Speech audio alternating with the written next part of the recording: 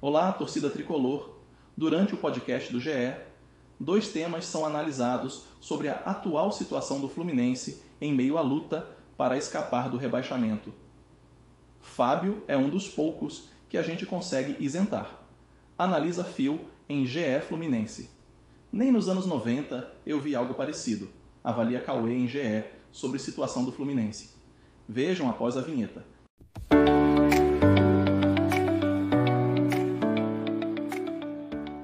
A gente começa a não ver de onde virão os pontos que o Fluminense precisa, né, Phil? O Fluminense agora com 39 pontos e um cenário ontem no Maracanã com 40 mil pessoas. A torcida mais uma vez fez a sua parte, foi ao Maracanã e uma atuação muito ruim, né? Nos últimos 5 jogos, né? O Fluminense que vinha de 3 vitórias seguidas e aí teve 5 jogos em que pontuou só 3 pontos, né? Só conseguiu 3 empates e 2 derrotas. Se complicando novamente. Tinha descomplicado um pouco com aquelas 3 vitórias seguidas e agora complica mais uma vez uma situação com uma atuação muito fraca. Uma outra boa chance, é verdade, com o Keno no começo do jogo, um cruzamento do Arias com o Elias quase acerta, um chute do Renato Augusto que passou raspando, uma bola na trave do Marquinhos, mas a melhor chance do jogo foi do Criciúma, e se não fosse o Fábio, a gente estaria falando aqui de uma derrota, né, Phil? Fábio é um dos poucos que a gente consegue isentar, né? Até acho que o Fluminense fez um bom primeiro tempo ontem, a bola não entrou, acho que podia ter criado um pouco mais, mas eu acho que ele fez um bom primeiro tempo, mas é um segundo tempo que resume o ano, é um segundo tempo de apatia, é um segundo tempo de coisas inexplicáveis. Não, nem acho que o Renato Augusto entrou mal, mas não consigo ver sentido nenhum você analisar uma temporada inteira, o Renato Augusto encostado, o Lima sendo o cara que jogou, um dos que mais jogaram e sempre ali sendo reserva do Ganso, e aí faltando 4 rodadas, um jogo importantíssimo. Não sei o que o Renato Augusto fez ali no treino essa semana, se ele realmente deve ter treinado um absurdo essas últimas semanas para conseguir ganhar essa vaga e deixar o Lima no banco nessa hora. Confesso que não faz sentido. Keno também bem na partida, era um dos melhores, estavam tentando alguma coisa, e aí entra o Serna e o Marquinho, que assim, dá um desgosto de tá podendo ver presencialmente os dois jogando. Para mim, o Serna até na fase boa falava que ele era um Caio Paulista esforçado ali, mas o cara tecnicamente muito complicado, e o Marquinhos foi uma grande enganação no começo da temporada. Ontem é um segundo tempo que resume muito a apatia e as mexidas inexplicáveis ali, que lembrou muito o primeiro semestre também. Bom ponto. O Renato Augusto acaba entrando no primeiro tempo ainda, né? O Ganso fez falta no jogo, mas o mais natural, Gustavo, era entrar o Lima, né? Que vinha sendo titular, vinha fazendo gols e acabou entrando só no segundo tempo, talvez ali... Claro que a gente não vai saber agora o que isso mudaria, né? Mas o mais óbvio era colocar o Lima naquele momento, né?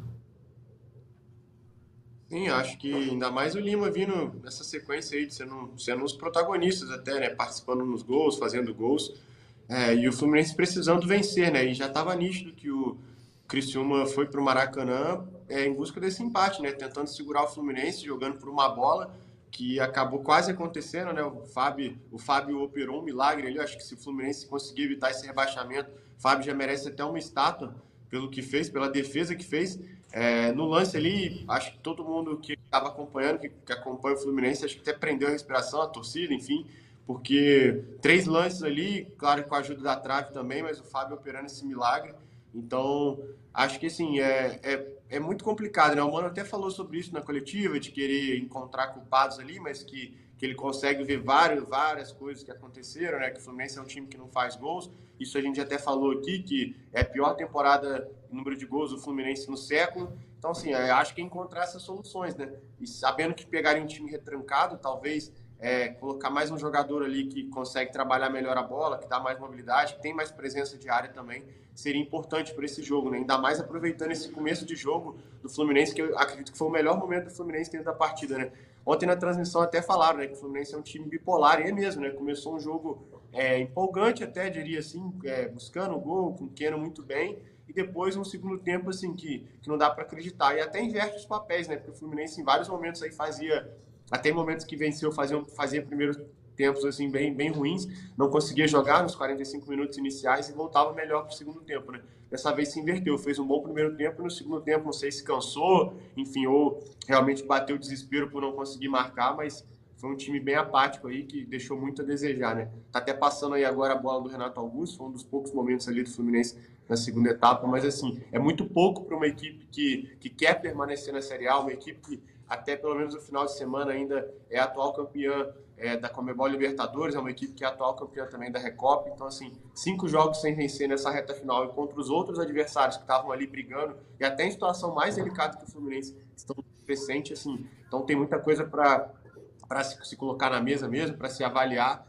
e como eu falava aqui, né, acho que, e aqui não é uma defesa de ninguém, nenhuma crítica a ninguém, mas muitos falavam que o problema era esse ou aquele, né, acho que quando o Diniz saiu, o problema era o Diniz, quando o Douglas Costa saiu, o problema era o Douglas Costa, e a temporada aí vai mostrando que não existe um culpado nesse Fluminense de 2024, né, são todos culpados ali, né, desde a diretoria, enfim, comissão técnica da anterior, da atual, jogadores, porque realmente é uma situação muito lamentável. Uma equipe, como falei, né? Em 2009 o Fluminense chega ali fazendo um campeonato pífio, mas na reta final consegue uma arrancada, consegue se reestruturar, e agora esse ano aí, nas últimas 5 rodadas, passando por isso, né? Um time que não faz gol, um time que não demonstra sangue.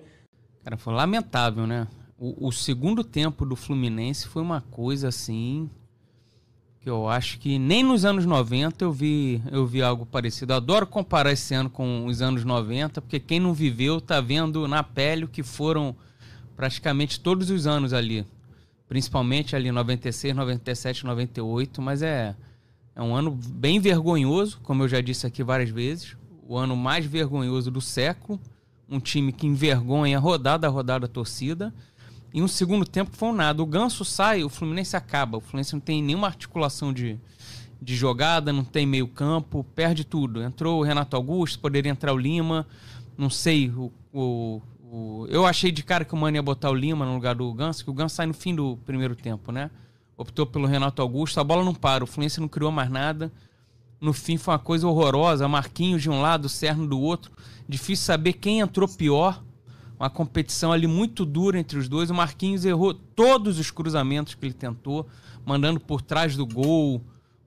Nem o Itaberá cruzou tão mal no Fluminense.